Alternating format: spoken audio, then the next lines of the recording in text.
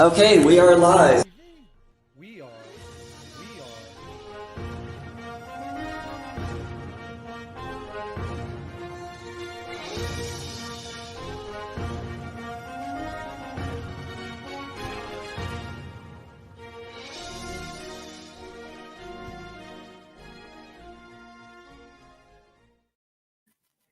And welcome to Mentionables Live. Tonight, we take a look at Peter Bagosian, Anthony Magnabosco, and all things street epistemology related. So stick around. It's going to be a fun discussion.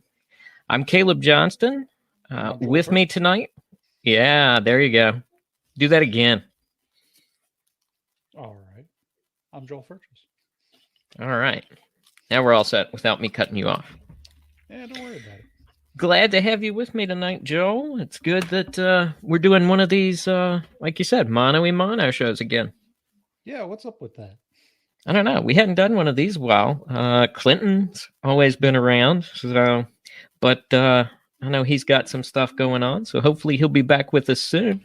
Sure, I did. Clinton's moving, as I hear. Or yes. Move Ed. Yes. Also, though, I know that just last night, I believe it aired, that he had a debate over hell, the subject of hell. I believe it was over on Capturing Christianity's that's page. Right. So be sure to I go. was doing the debate, but it slipped my mind that it was Capturing Christianity. Yeah. So I haven't had a chance to watch it yet. Yeah, it at least aired yesterday. So it's on my list. Haven't had a chance to watch it yet, though. But me either. Go check that out. All right. So let's dive in. You want to tell our listeners what we're talking about tonight? Sure. So I don't think this has ever been brought up before, but I researched deconversion. No. Yeah, it's true. Wow. And as a result of that, it occurred to me at some point that I should probably look into Peter Bagosian's A Manual for Creating Atheists, which is a pretty bold title. And if it is indeed a manual for creating atheists, it would have some informative things to say to an individual like myself who studies deconversion. Because if he has, in fact, discovered techniques for deconverting people, then knowing about the ins and outs of these techniques would tell me a lot about the deconversion process. Right. Especially some of the things that build to or trigger that deconversion process. Now, I'll put it this way. I was skeptical. I felt that that was too bold a claim to say that you had a manual that, if properly implemented, would deconvert people. And especially with the nature of street epistemology, which is sort of the atheist version of street evangelism, which it's when a person makes a cold approach to somebody out in sort of a public area and then engages them in a conversation with the intention of switching them to their side. In the case of evangelism, to quote unquote save the person or make them a Christian. And in the case of street epistemology, to deconvert them, convince them that their religion is not true. Now, before I go into that a bit, did you want to give your take on that? No. Okay. You covered it pretty well. So I've got some experience with this sort of thing. So it'll be fun to chat about as we go down this road. I had an individual who friended me on Facebook and proceeded to sort of post and implement street epistemology to the best of his capability. I don't think he was very capable, but you could see that he was trying. And you got to give him that's good. Got to start somewhere, right? Yeah. And so my experience with street epistemology has only been through individuals, usually on social media, who are trying to kind of implement these strategies. And I've never been terribly impressed. Now, I had just said something about convincing a person out of their religion, Bagosian, in his book, makes a distinction between religion and faith. Religion, he says, has more to do with community, more to do with practices. It's a community that you belong to, and it's certain rituals or practices that you undertake. And faith is the bane of his existence. This is the single point around which the entire book revolves, is his hatred of faith. Now, hatred may be incorrect, but he believes that it's a very destructive force, and he believes that it should be combated at all costs. And he goes into some of those costs in the book. For instance, he believes that obviously we should start taxing churches and religious organizations. That's a big deal. We must do that. But one of the most interesting things that he advocates for is adding faith to the catalog of mental diseases. There is a catalog in psychology of sort of psychoses, and he wants faith to be added to that catalog. And he was saying that unironically. He was actually serious about that. So this should give you some idea of his feelings towards faith. Now, the next part is how he defines faith, because this is sort of crucial to the argument. That's just what I was getting ready to ask. Before I get into his definition of faith, Cale, why don't you hit us with your definition of faith? What do you think faith means? Right. So to go an unintellectual route with this and just give kind of my personal definition I would give to somebody is faith is actually taking a step towards something. So you can look at a bridge, you can see that it looks sturdy, but when you take the step onto that bridge or past the point where you can no longer reach the side, then that would be how I would describe faith. It's taking action with trust in something, or it could be lack of trust in something, but it's actually taking the action to say that I put my trust in this or that, whether it be a bridge or whether it be a deity. Okay.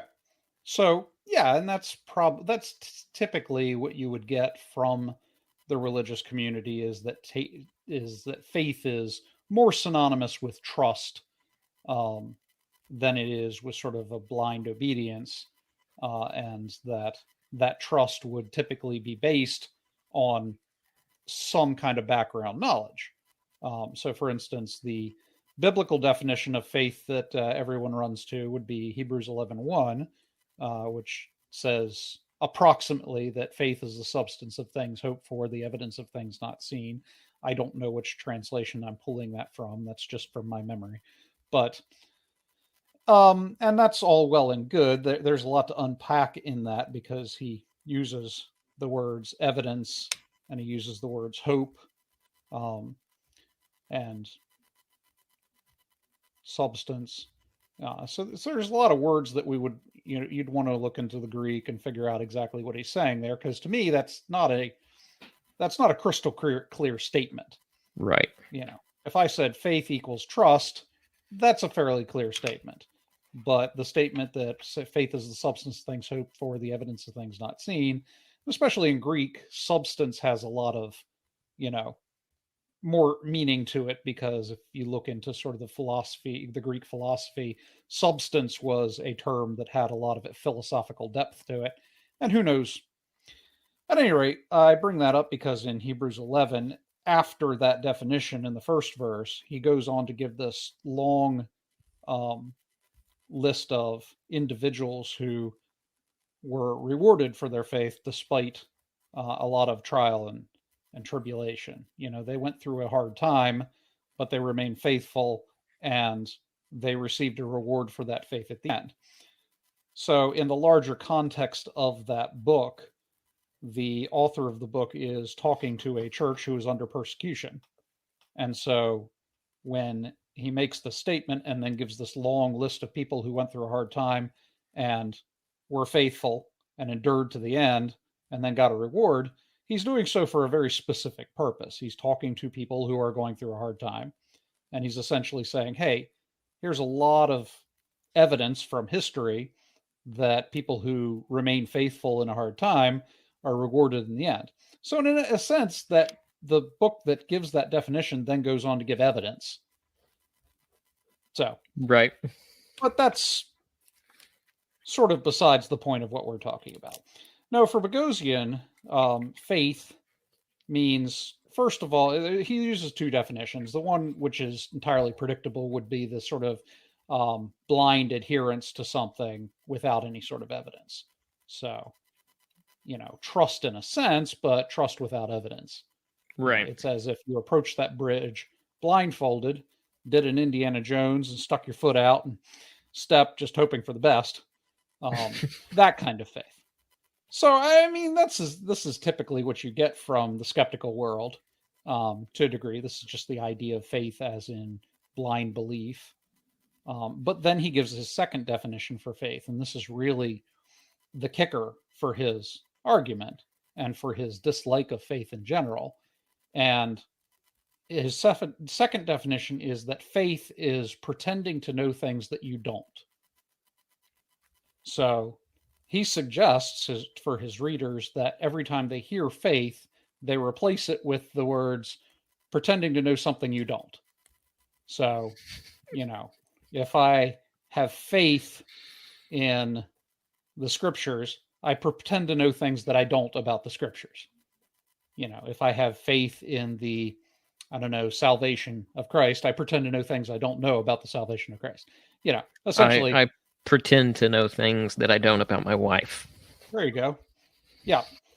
And he doesn't he feels that putting, using faith in that sense is a conflation because presumably you know something about your wife. And so therefore it's not sort of a blind trust or any of the definitions of faith. Now, in his book, he believes that religious people conflate faith with hope. And so he spends a good amount of time showing how faith is different than hope, which is interesting because that's not the comparison or the, definition that I would have confused between faith. Right, and hope. Exactly. Hope is a completely different thing. But for him, apparently that's the mix-up in people's mind, is that faith is the same thing as hope. And I suppose that he does that because, it's interesting. He gives sort of a counter-apologetic chapter, but the things he's countering, I soon discovered as I read the chapter, were the sorts of things that a man on the street would say if you were confronting them about their beliefs. And one of the things that apparently they say would be, why would you sort of challenge my faith when it is the thing that gives meaning to my life? It's the thing that gets me through my day. And I think that's where he comes up with the faith-hope comparison. Gotcha. Okay, that makes a little more sense then, coming from that perspective. Okay. Yeah. So a good deal of the book is spent talking about how bad faith is. This is a large book, and I got it in order to see the techniques he was going to use in order to sort of deconvert people. And not a lot of it was about those techniques.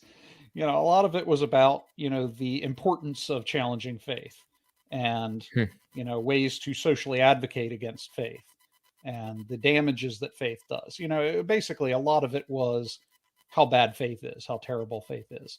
And then a little bit of it was devoted to, but it's interesting because he legitimately thinks, at least based on the book, and it seems really sincere in the book, that street epistemology and the work that he does is an intervention for sick people. You are giving them treatment, and this is the terms that he uses. He uses terms like giving them doses of treatment. So you revisit them after you put this, stone in their shoe, something to consider. You come back and you give them different treatments, and you follow up until such a time as they have successfully jettisoned the cancer of the mind, which is faith.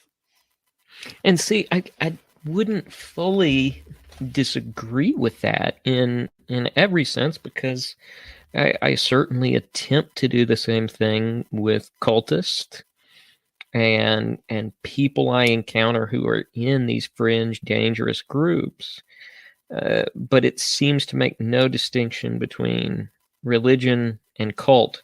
If you're really going to say broadly that this is treatment for people, it seems.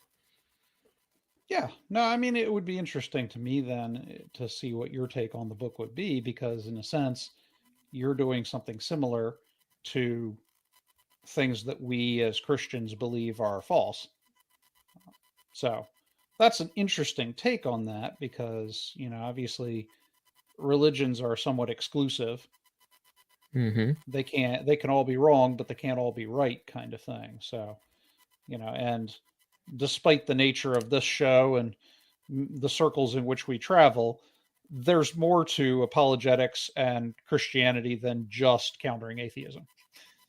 Right, exactly. And I think, one thing, and maybe it's a way we could pull in a definition that Bagosian might actually agree with, would be wanting to know as many true things as possible. I think he would probably agree that the best thing we can do is know as many true things as possible.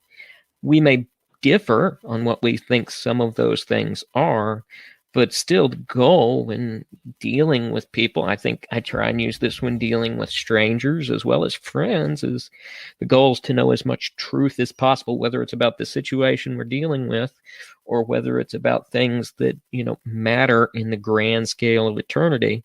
It's important to know true things. So, I definitely get where he's coming from.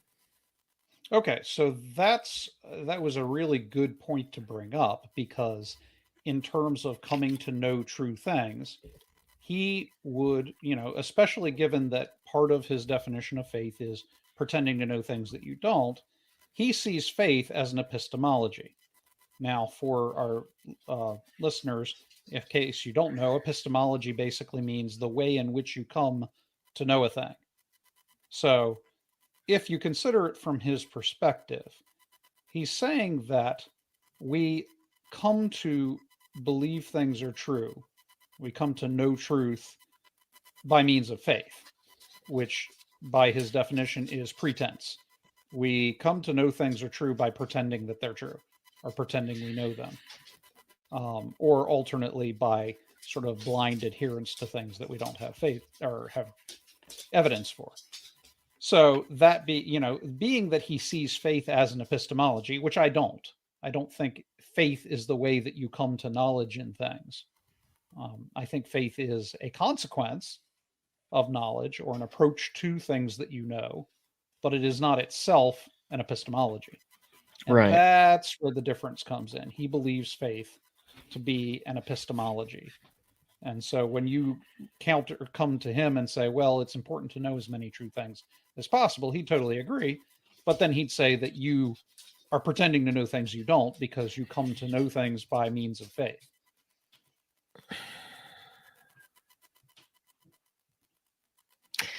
Yeah, that's really frustrating. Yeah. And so I think that if we could, disenchant a street epistemology from this notion that faith is itself an epistemology, then that might be an approach to take. But let me ask you this. How accurate do you think it is that religious people, at least sometimes, utilize faith as an epistemology? Do you think that ever happens, or is that a complete red herring?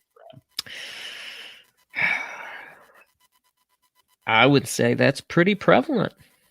Okay. If I had to guess. Now, in general, that's when your typical Christian is confronted with things that may challenge them. Now, I don't think they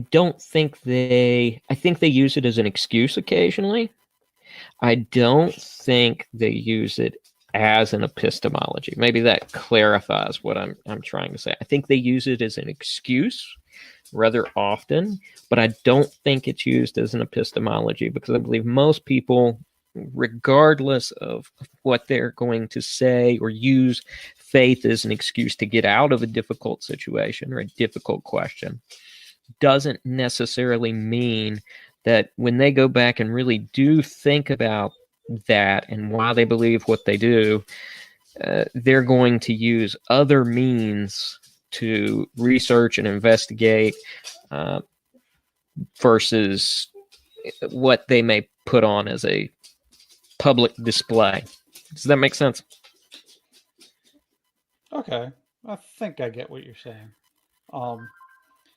Depending on your definition of faith, and he makes a big deal about the whole "I don't have enough faith to be an atheist" thing. Entirely ignorant, of course, that that's a polemic.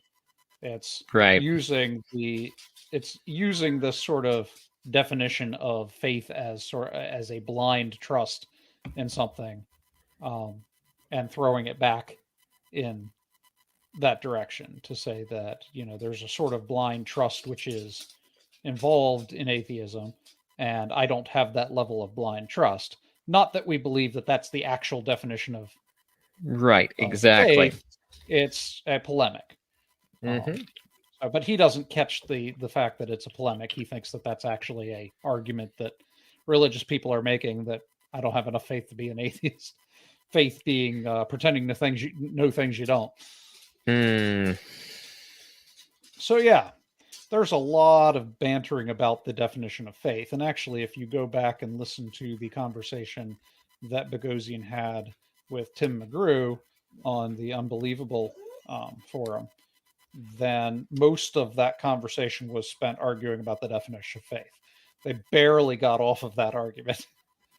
So yeah, that's really the key to tying together his entire book, is this definition of faith that he has.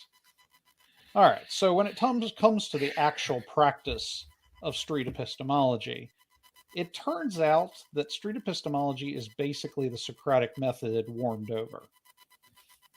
And again, he spends very little time talking about the actual technique. But when he does, he just sort of brings up the Socratic method. For listeners who aren't familiar with the Socratic method, essentially, the Socratic method is questioning back along a person's line of reasoning. It's a more sophisticated technique of a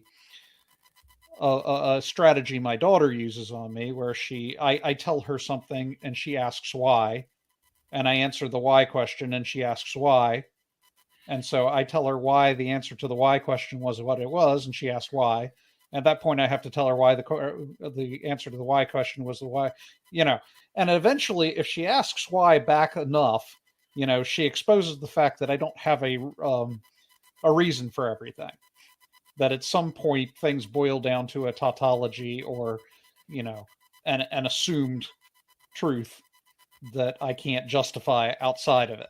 And so that's the Socratic method. That's a very unsophisticated version of the Socratic method. I like you putting it that way. Yeah. I'm going to steal that. Yeah. So basically that's what he asked to do. A religious person makes a statement. Say, that God loves me. All right. So then the street epistemologist would ask something along the lines of, well, how did you come to know that God loved you? And then the Christian might say, well, I feel it in my heart, or, well, I read in the Bible, or, something along those lines, at which point they would question whether feeling it in your heart was a good method of being assured that that was the case, or if you might, in fact, be mistaking feelings, which is possible. Or reading it in the Bible, that's an easy one. You just question the validity of the Bible as a method of coming to know something, as an epistemology, if you will.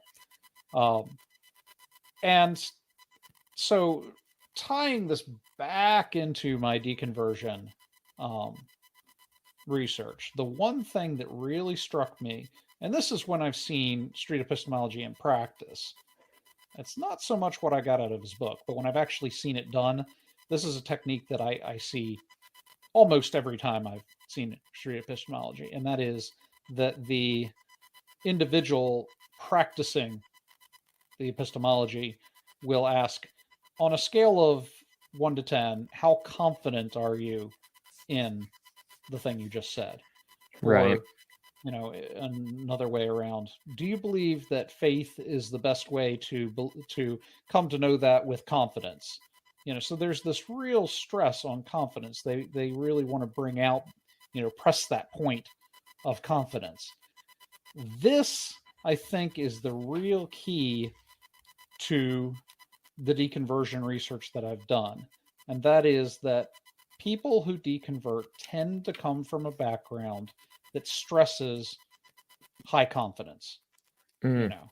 You have to be confident, and confidence is the sign, right, that God gives us that we're true. We have that confidence in our heart. If we have said the sinner's prayer, we can be 100% confident that we're going to heaven. Or, you got to have confidence in the word of God, in the scriptures. And so this is stressed over and over again in certain religious environments. And so when challenged on that confidence, this is a real key, a very effective method of pushing the person towards deconversion based on what I've my research, because this lack of confidence, the second you challenge that confidence and the person is forced to think, hey, maybe I'm not fully confident on this. And none of us are fully confident on anything. If I demand that you tell me whether you're confident that your doctor has your best interest at heart, there's always that chance that your doctor doesn't have your best interest at heart, no matter how much you trust your doctor.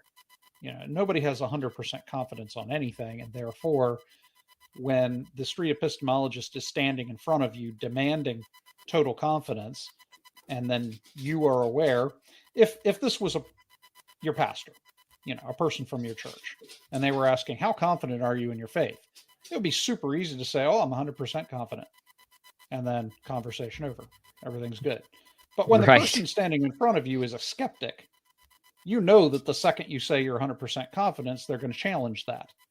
And when you know that they're going to challenge it, you yourself begin to question it. But here's the key. Once you've questioned your confidence, you've proven that you don't have confidence. Because the act of questioning, am I 100% confident, is in itself doubt, unconfidence. The only way that you can show you're 100% confident is the second that question leaves his lips, like, yep, 100% confident. If you have to stop and pause and think about it, you're not 100% confident. And they know that. So this, if you come from a religious background which stresses high confidence, this insistence that the street epistemologist has on how confident are you that XYZ is such an effective technique. So this is something I noticed in the practice of street epistemology. I don't remember seeing a lot of stressed in the book. So that must be a technique that was come up by another source of street epistemology or has developed external to the book, but very effective. Yeah, I've seen a lot of that with Anthony Magnabosco. On a lot of his videos, he definitely uses the percentage thing. I believe he credits Bagosian, but yeah, if that's not part of the book. No, I mean I've seen that same disconnect in some of the sources I've looked at. So yeah, that's the part that impressed me when I watched street epistemology in action, and it's actually one of the things that made me want to read the book, because I saw that as connecting to my research as a very effective technique. And I was like, well, maybe there is something to this, because they've tapped into at least one thing that I've found in my research. Maybe they've found more things than that. So then I read the book and I was a little disappointed. It didn't spend a lot of time on technique at all. It gave a brief primer on the Socratic Method, and then spent most of the book telling why it's important to practice street epistemology. Well, was it successful? Is this something you're going to go out and do now? Street epistemology? Mm-hmm. I'm not entirely confident in my ability to do so. Yeah. What kind of percentage would you put on that? Ooh, that's a good one. About 30. I'd give it 30%. 30%? Oh, you said scale of 1 to 10. Sorry, 3. 3. Okay. All right. And after this conversation, how confident are you going to be?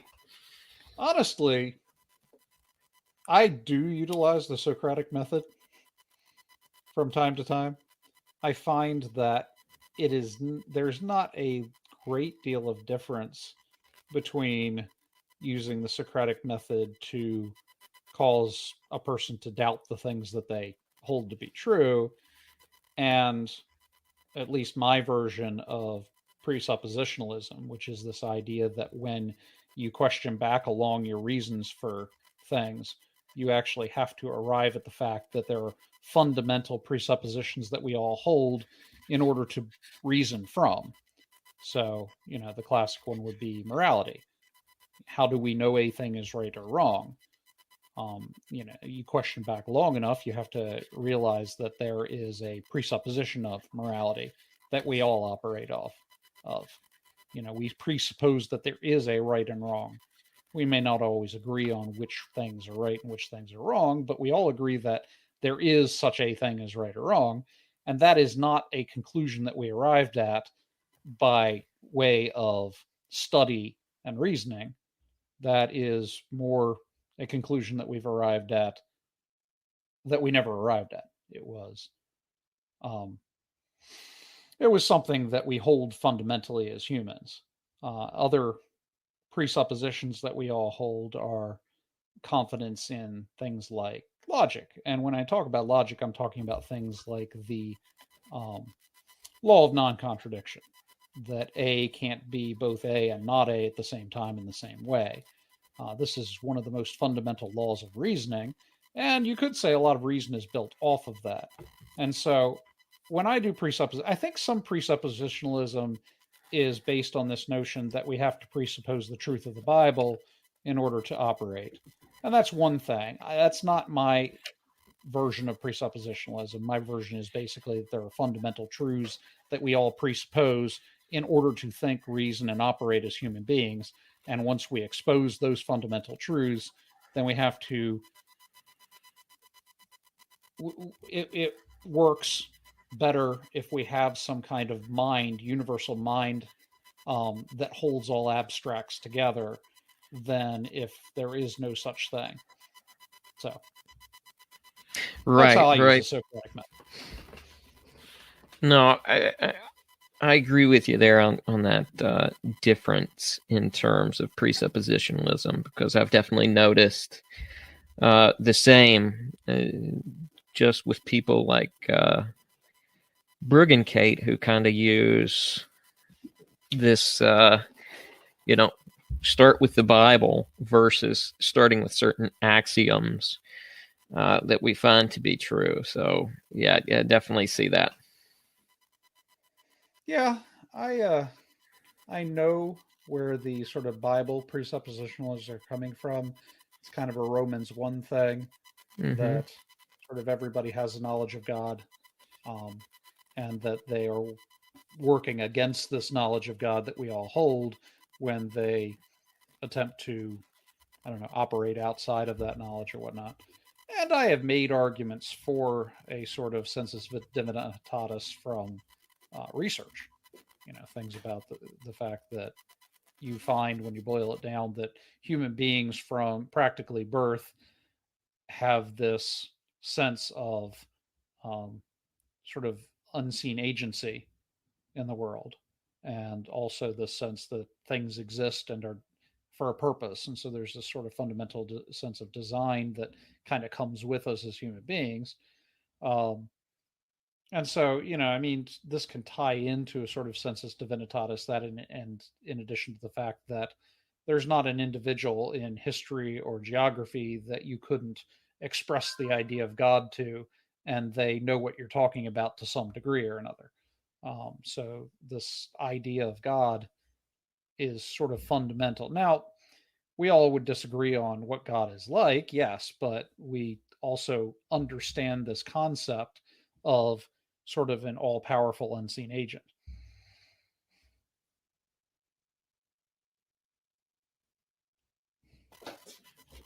No, right. Yeah, I remember when we discussed that previously. Yeah, I've revised my thinking on that somewhat because I've realized that this concept of unseen agency may result in a sort of fundamental intuition towards God, but it also results in the belief that there are mischievous pixies around your house when you can't find your keys. And the idea that, you know, my car broke down because it hates me. And, you know, just various that things. may actually be a fact, but yeah, I mean, it's not just it doesn't immediately leap to a belief in God. It leaps to a belief in a variety of unseen agents in the world. You know, the idea that there's invisible dragons beneath the ground that give us feng shui and, you know, different things like that. There are other unseen agencies that people evolve towards in their beliefs that don't involve an all-powerful mind. right. So I'm not sure if I can label that sensus divinitatis when it does result in a variety of non-God beliefs. Yeah, I don't have an answer for you on that one. No, I might have to rethink my ideas on that because you can see what I mean when I say that, you know, this idea of unseen agency has resulted in a number of beliefs that are not God beliefs. Right, and that is a problem. If you were going to be using this as an argument, yeah, as an argument or sensus divinitatis. Now, mm-hmm. I think that we could still argue to sensus divinitatis, but this recognition that we all have the intuition towards unseen agency does not itself make a proof of sensus divinitatis. So maybe you know, I don't want to drag us away from this too quick, but to pull back in with the discussion on the book and street epistemology a little bit. Yeah, so yes, let's. So you said you can see why this is effective in terms of particularly looking at confidence and how it attacks someone's confidence level. Mm-hmm. In the same way, I know we've maybe touched on this before some in regards to apologetics, but what if the whole thing were flipped around in terms of inoculating somebody, if you will, or having discussions that challenge them in such a way as to build up their confidence in Christianity, for example? I think that that's the wrong approach. And I'll tell you why. The evolution of myself as a, you know, person in the pew to apologist has involved a drift towards a healthy agnosticism. And what I mean by a healthy agnosticism is a recognition that I, in fact, could be wrong about things. And therefore, I should. Agnosticism, the definition is that I cannot for certain know whether a thing is true or not. Now, I don't take that approach with every piece of information in my life, but there are things that I think it is wise to remain agnostic about. One of the most fundamental for me is the subject of origins. You know, I don't have the expertise in biology or geography or astronomy to argue for one version of origins or another. You know, there are some very convincing arguments on both sides, and there's some not so convincing arguments that I can't counter because I don't have the expertise to do so. And I find that this particular discussion is not crucial either to my life or to my beliefs. And so, in that sense, I remain agnostic. It's possible that in the future, a certain amount of evidence or line of reasoning will convince me that one or the other is true, and that's fine. I'm more than happy to entertain that, but I don't immediately remain confident, take a position, plant my flag, and then become confident of that position.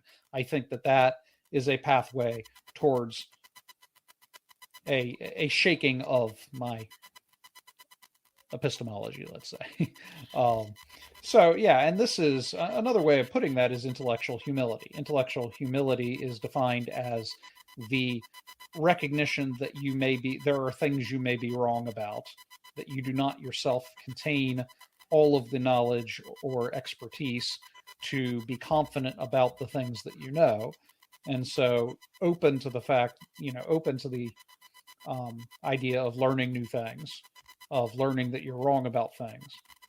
So this is intellectual humility. It's the understanding that you have intellectual limits, and that is opposed to intellectual confidence, which is the belief that you don't have such limitations, that you can be sure about X, Y, or Z. And I think to a degree you see, you see a lot of the same dogmatic thinking on the atheist side that you see on the fundamentalist Christian side. And Right. I think that this is at least partially a result of the fact that a lot of your atheists actually come from fundamentalist Christianity. And so they take the same epistemological approach, they transport it over to atheism that they once had in Christianity, and that includes this sort of healthy confidence that everything you believe is unquestioningly true, and those who disagree are kind of stupid for doing so. So, yeah. When I say that our counter should not be to build confidence, what I mean is our counter should be to exercise intellectual humility, because in exercising humility, you also recognize that it's not wise for the your interlocutor, the person at the opposite end of the table, to be as confident as they are. That they're not recognizing their own intellectual limitations, and this makes it easier to, to maintain some of your confidence, because you realize that this person is being a little overstepping their intellectual limitations. So would it be fair to say that street epistemology therefore has a positive effect, regardless, because it's going to enforce or influence intellectual humility in people? Well, I would hope so. Although, I mean, the goal of street epistemology is to take this person who's confident in Christianity and transport them to a person who's confident against Christianity. So that confidence doesn't go away, it just flips. And so street epistemology, if it's effective, doesn't make an intellectually humble person. It makes a person who had the same degree of intellectual arrogance just on the other side of the fence. So what I mean, the advantage of street epistemology is that it sort of serves as a vaccine within the Christian body, because it is a challenge that the church would have to evolve in order to sort of bear through that particular storm. And that evolution is never a bad thing, because one of the things that I have found in my work in apologetics is that I have grown more by engaging atheists and their arguments than I have by remaining sort of insulated within my bubble. No, I concur 100% on that, because when you are even repeating versions of arguments. You are not always following someone's thought process through things. You're following your thought process through them. But to actually engage somebody and actually listen to what they're saying, you're engaging their thought process and how they're coming to the conclusions they are versus just your own processes, which may already be fairly well determined as to how you go about through an argument. So, the power of a straw man is that properly utilized, and I use the term properly in quotation marks there, a straw man lures a person into defending a position that they did not actually hold. And so it defines their position for them, and then it makes them defend that position. And that works sometimes. Right. It's not always the case that a person says, well, you're pretending to know things you don't know, and the person doesn't come back with no, I know them by and then because they in saying that faith is pretending you know things you don't know, it shifts the ball from faith is sort of exercising trust in things that I do know, to faith is how I come to know things. And so 2 seconds prior to walking into that conversation, the Christian did not think of faith as an epistemology. They didn't think of faith as how I know that X, Y, Z are true. They would have come to those conclusions by something outside of faith. But when the street epistemologist says, do you think that faith is a good way of coming to know things for certain? They suddenly have to defend the notion that faith is a good way of coming to know things for certain, at which point they start to believe that they use faith as a method, as an epistemology, and then they realize that their use of faith as an epistemology, which they didn't have 30 seconds ago, is really bad, and bam, they're an atheist. So that's the power of the straw man. It pushes your opponent into, it forces them to defend a position they did not actually hold. Like a really good magic trick. Exactly. There you go. So, and that's one of the reasons why it's important to be able to spot a straw man, because if you don't, you end up getting pulled into a rhetorical trick that you can't get out of. Right, because it's an argument that's already been set against you. Yep. So, yeah. Now, in terms of epistemology, if I were to be honest, I would say that I came to believe that Christianity was true through some combination of intuition and being taught that by authority figures when I was a child. All right. And that's easy enough to argue against because, I have said in the past that most, if not all, of the people I've studied who deconverted were raised in the church and had been Christian since they were children. So if you were to confront a person such as I or them and ask, why are you a Christian? They can't really identify a moment in their life when they became a Christian. They've just sort of always been that by default. And so because they don't have that conversion moment when they can say, I used to be this and then I became that. I mean, most people who grew up in the church can always identify, well, there was this moment that I came to a altar call, or, my Sunday school teacher did have us say the sinner's prayer, and they've got this vague sort of moment that they can think of that they became a Christian for sure, but they were never not a Christian. They didn't transition from being one thing to being a Christian. They transitioned from being a Christian to being a slightly more committed Christian. And so, yeah, there's that. So this is how I was raised as well. I'm a prime candidate for deconversion. Woo. But welcome to the club. Yeah. The way in which I came to believe that Christianity was true is different from the way in which I sustained that belief.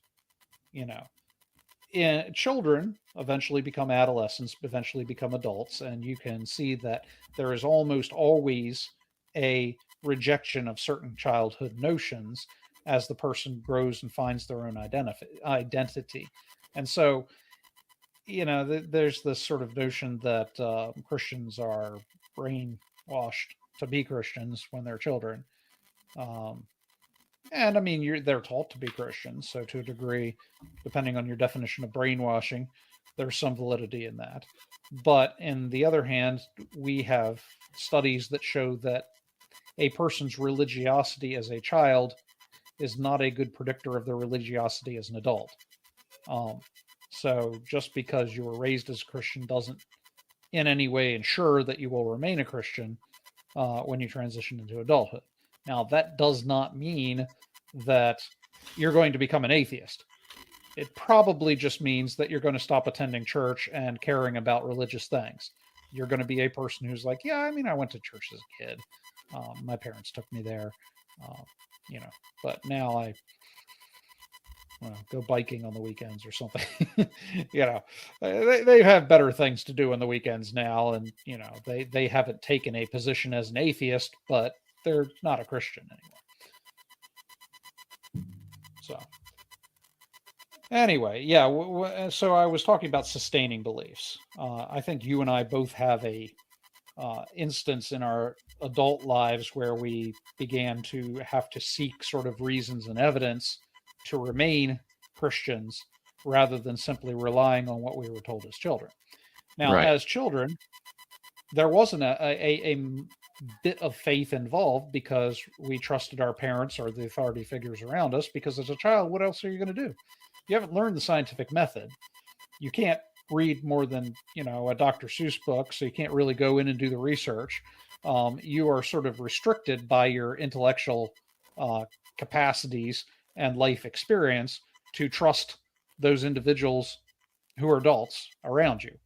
And so at that point in your life, most of the things that you learn, you trust because they came from trusted authority figures.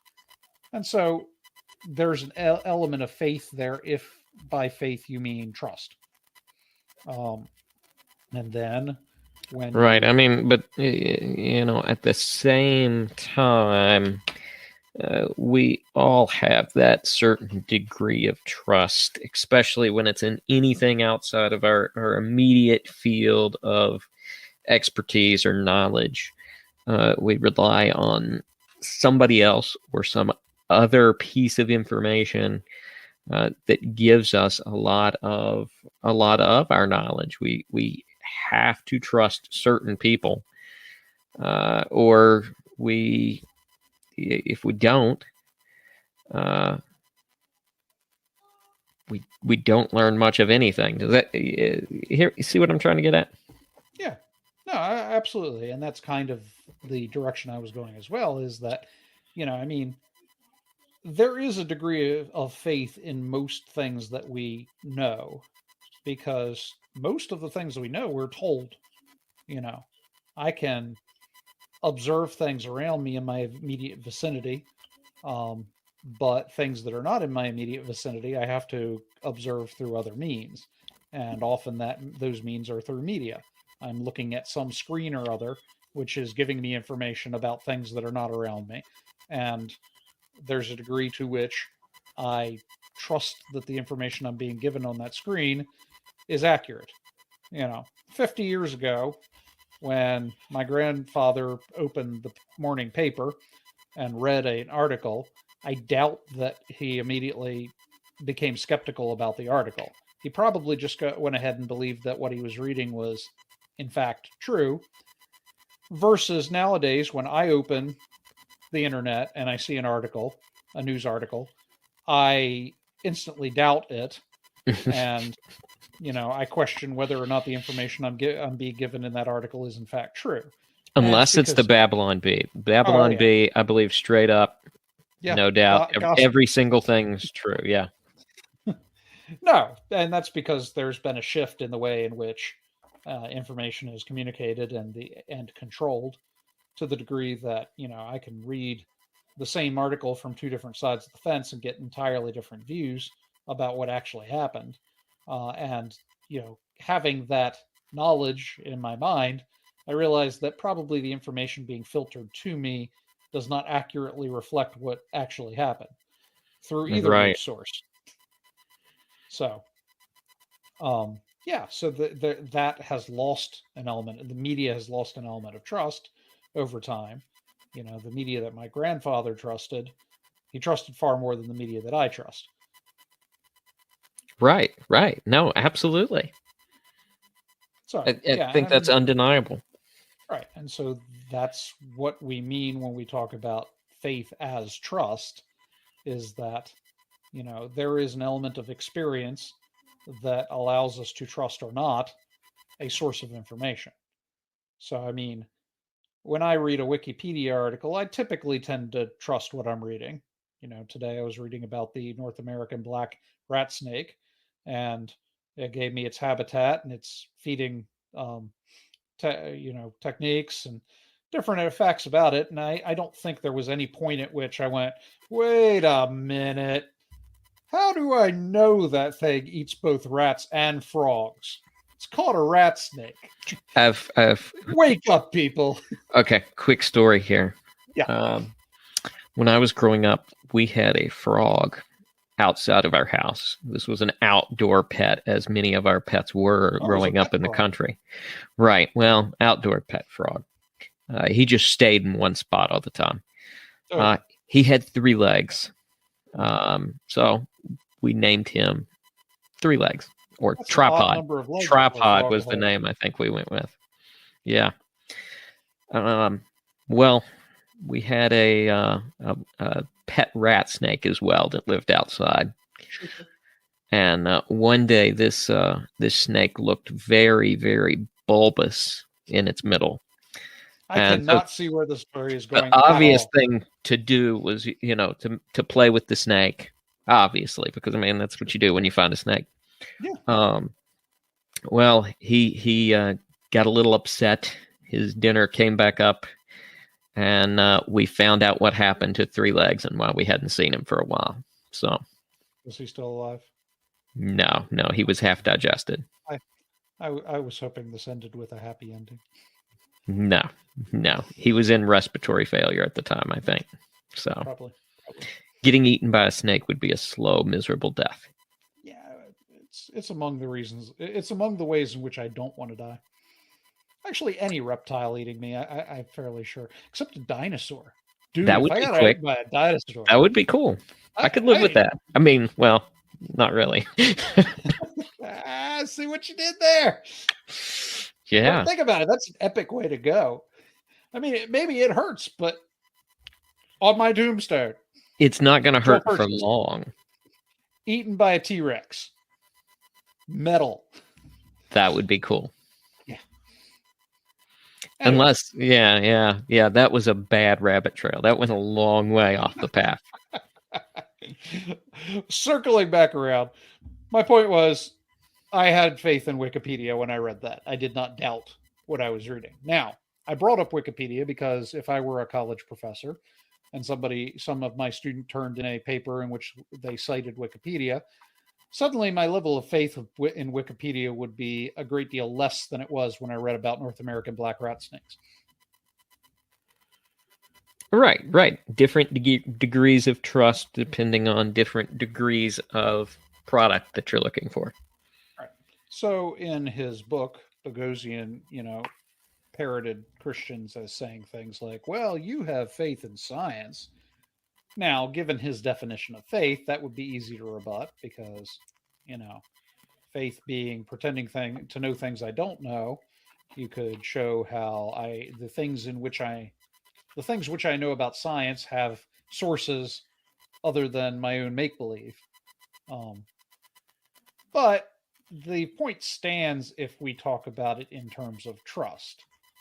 If I happen to be the sort of person whose epistemology is based around science, and science has given results which are reliable in some sense in the past, then I trust in it. But if we define faith as trust, then I have faith in it. So again, it's all about the definition. We're operating off the idea that faith means trust. He's operating off of the idea that faith means either blind adherence and or pretending to believe things that I don't actually have the ability to proof. Yeah, without that definition holding up, it kind of creates a problem for the whole shebang. Yeah, and I mean, this is where the straw man thing comes in, because if the street epistemologist approaches you and says that faith is pretending to know things that you don't know, then you either have to accept their definition or argue against it, and they're equipped to sustain the argument that you would have against that. Um, they are equipped to come back and say, well, no, this is why faith means pretending to know things you don't know. And this is, in fact, a thing that you do. You pretend to know things you don't know. And then they'll use the confidence approach. You believe that the Bible is inerrant. On a scale of 1 to 10, how confident are you in that belief? And then proceed from there.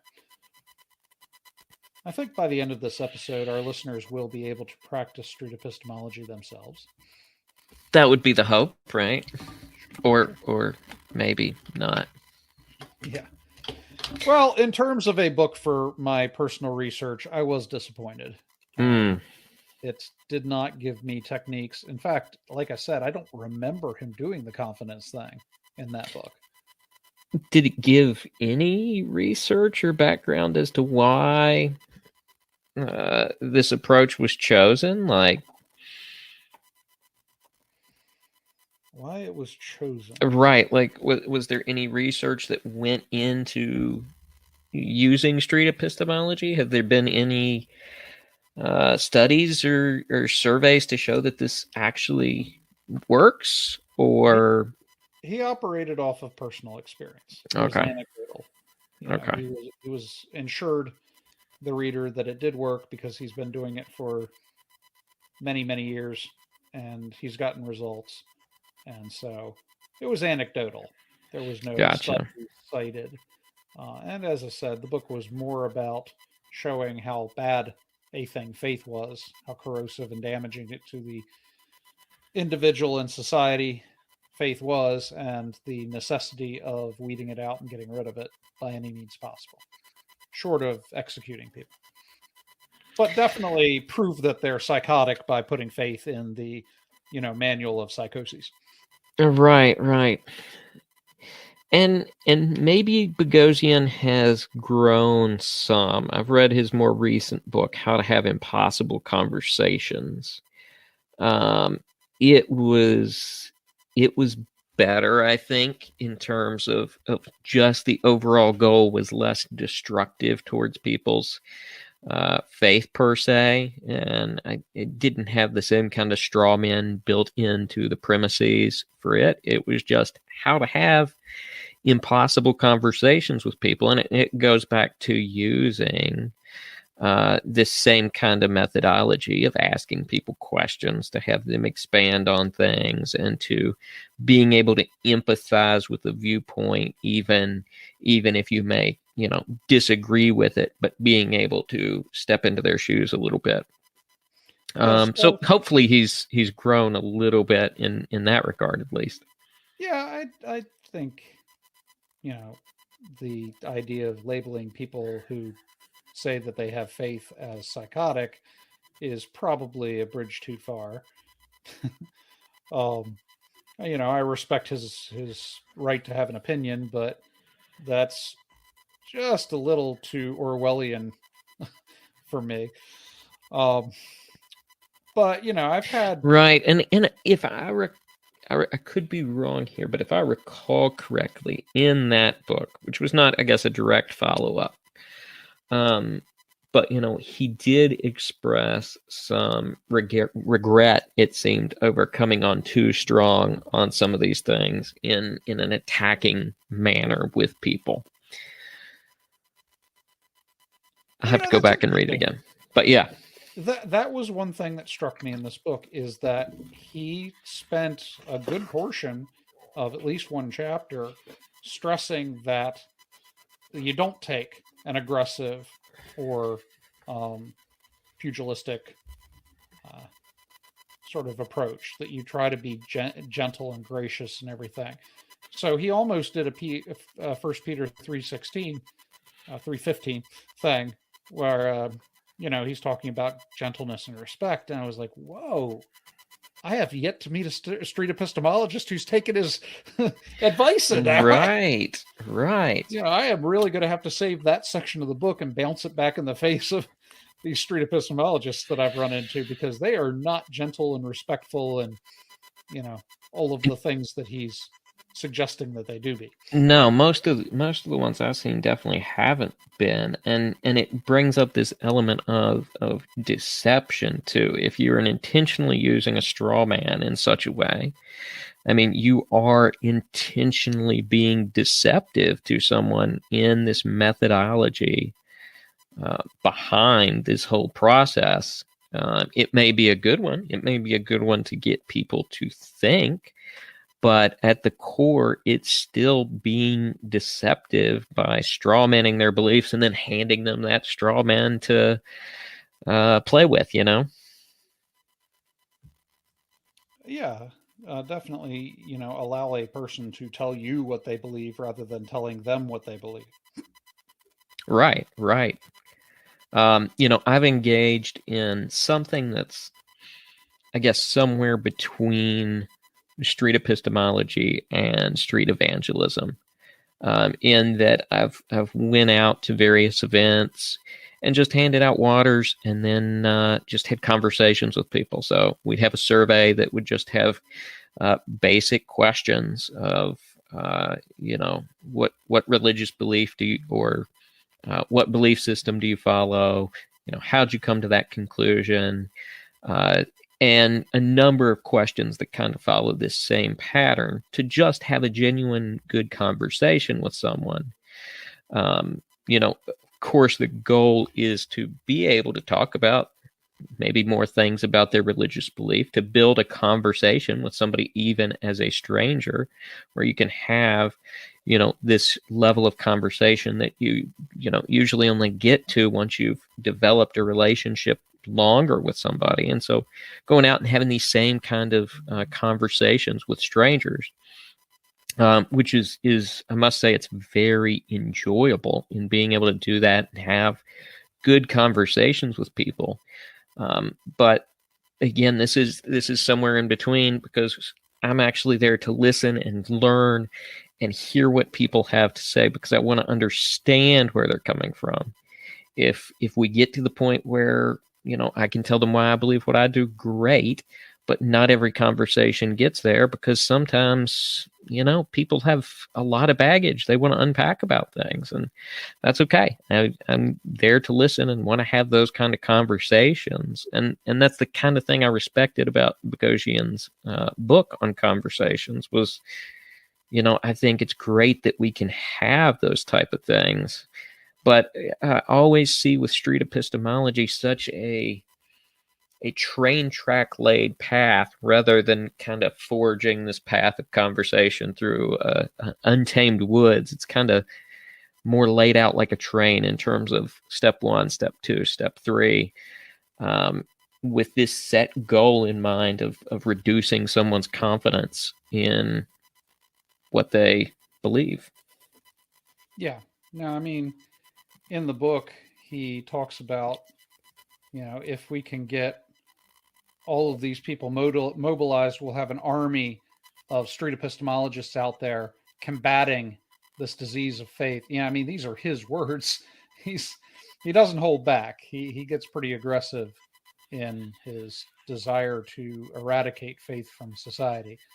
And I suppose if you accept his definition of faith and arrive at the same, conclusions about faith and its effects that he did, I can't blame him for Right. concerned about it.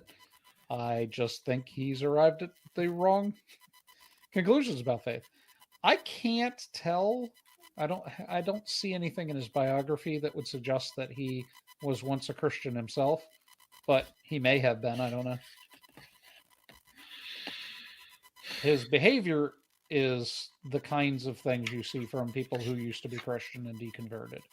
So I Right. wouldn't be surprised if that were the case, but I don't remember reading anything or seeing him speak on anything that suggests that he used to be Christian. Yeah, I can't seem to recall offhand either. Yeah, I'm not finding anything directly either. Mm-hmm. Now, the guy that did Not sure on that. the prologue to his book was deconvert, and it was one that I profiled, and now I can't remember who it was. But that's all right. That's not important. You know, what I do find interesting is, and this is something I greatly respect about Bagosian, is that not only his passion for things, but he will go after anybody he believes is out of left field. And did you ever read any about his academic research papers that were put into these various schools for being published in these academic journals? But what it was is they built false papers that were completely fabricated. Okay. Yeah, I remember this. And dumped them into critical theory type classes and organizations, and saw how many of them were accepted by the academic journals. I forgot about that until you brought that up. But yeah, he does spend a chapter or two in his book talking about sort of the spiral that academia has taken into sort of this progressive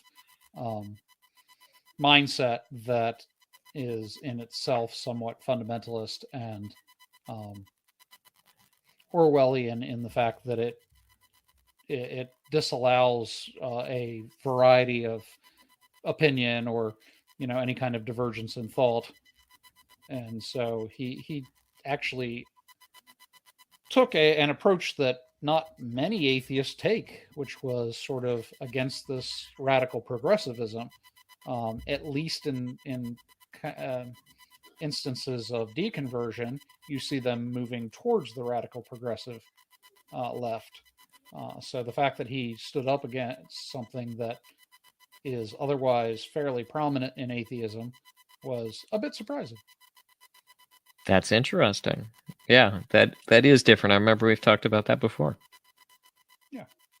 Have I ever gone into the concept of leftward drift? I was getting ready to say leftward drift. So I'm yeah, sure we've covered that a little bit. That's a thing that I've talked about because it's very consistent across the board. I don't think I've ever run into a convert that hasn't gone from being radically right wing politically to radically left wing politically at the point of their deconversion. I can't name a single interview on a person's deconversion that didn't contain a substantial amount of political discussion related to how bad right wing policies are and how great left wing policies are. Mostly how bad right wing policies are. That's the focus, right, really on how terrible fundamentalist Christian evangelical right wingers are. Yeah, everybody's better at burning their opponent to the ground than they are about building their own side up. I don't know if that's necessarily true, because it's true. Most worldviews that I know of, when they try to convince somebody of the truth of their worldview, do so by advocating for their worldview more so than attacking the other person's worldview. Meaning that, hey, I know what you have seems good, but here's something better. And then talk about the advantages of what you're offering. That's certainly what's done in street evangelism. Right. There's less of a concentration on where you're coming from than there is, here is a better position for you to be at. Versus atheism, which doesn't offer a great alternative to religion. It simply spends all of its time talking about how terrible religion is. And so it's not a coaxing in my direction. It's a, you must reject the thing you currently have. So, the Christian equivalent would be if the person's house is burning down, you offer them a better house, versus the atheist who says, "Okay, your house is burning down, run naked into the night. Good luck." Let me tell you how bad your house is burning down. Listen to me for a second here. Ooh. That is a really badly burning house. I would get out of there. That may be the funniest moment we've ever had on here. That's a pretty good one. I like that. Yep. So that's what I got for you, Caleb. All right. Well, I think I've said everything I had to say as we went along. I can't recall anything else specifically, at least immediately, to the direct conversation that would carry us any further without just dragging this thing out too long. So, yeah. But I appreciate you sharing your thoughts on it, especially how it relates to your research. That's interesting. Yeah. Bagosian didn't get too political, which is unusual. Aside from critiquing the kind of radical progressiveness in academia, other than that, he suggested that churches get taxed, but he didn't spend a lot of time talking about politics, which is unusual. Yeah. It's interesting. The more I read by him, the more respect I do have for him as an individual. Aside from some of these things, like this straw man of faith he's put out, but aside from things like that, I think he's a very intelligent guy, and is certainly somebody who's interested in having conversations with people, which is something I can certainly admire, because I think we as Christians could learn a lot from that in terms of how we have conversations with people. And, it certainly can be a therapeutic process, even just to have a conversation with someone, even if they are of different viewpoints, as long as you can have that conversation gracefully. Mm-hmm. Yep. No, I mean, he's a good conversationalist, and he's dedicated to what he does. So I don't mean to demean the man in any way, shape, or form. I think that he's sort of sincere about what he believes and the advantages of what he thinks he's doing. But I don't think he's as willing to listen to opposing points of view as he supposes that he is. Right. No, and I think that's fair criticism. And I think you've done a fair job presenting his view here. I don't think you've just thrown all the darts you could at it and not explained kind of where he's coming from. So certainly all adds up to me anyway. Yep. All right. So you ready to swing us out of here? Yeah. So, right. Joel, let's talk about where people can find additional content. Sure. So, the Mentionables is one of the largest things that I do, and therefore the Mentionables website is thementionables.com. Org. thementionables.org.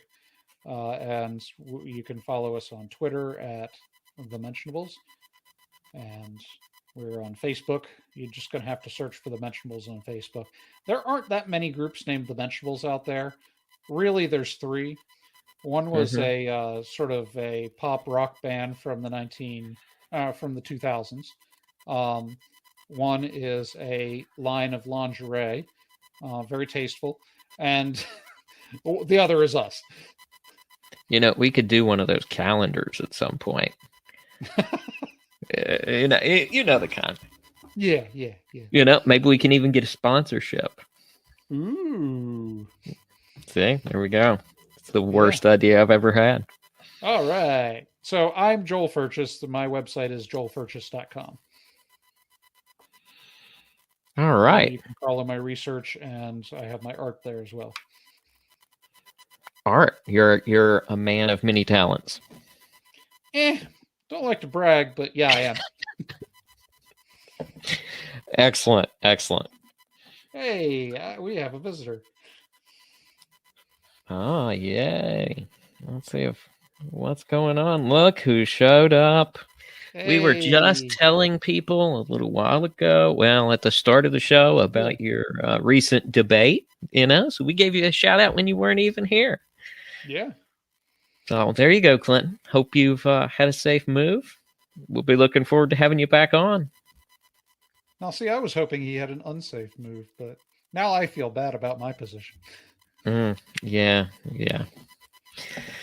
So, and place listeners can find more content. I get on and have some conversations with people, with some other co-hosts over at Question Christianity. So you can check that out. And so that and right here on the Mentionables. The one with Chris Date. That is right. All right. Still getting settled. Well, we'll be glad to see you back on here with us next time. So yeah, absolutely. And you will be. You're here in spirit tonight. So at least your small mini thumbnail picture is. Yeah.